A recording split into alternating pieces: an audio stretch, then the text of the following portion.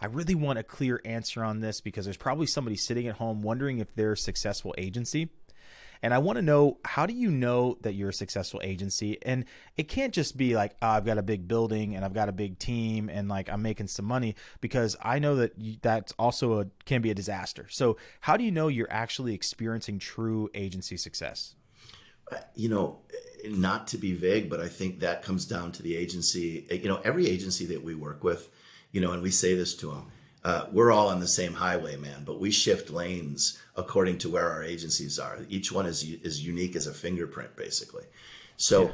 Each agency has its own ideation about what success looks like.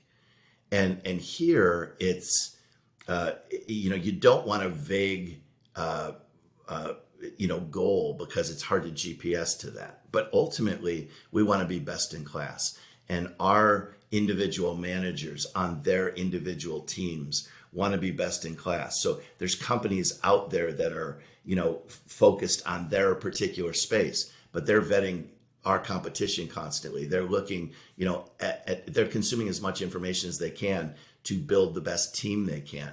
And the aggregate of that team allows us collectively to become best in class. That's our goal. And we know it. We've benchmarked, you know, for each one of our teams, what that looks like.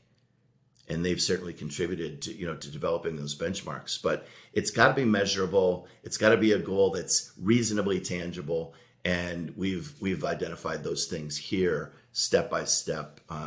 And I think every agency does it differently. It's like I said before. I mean, some agencies are just built to sell.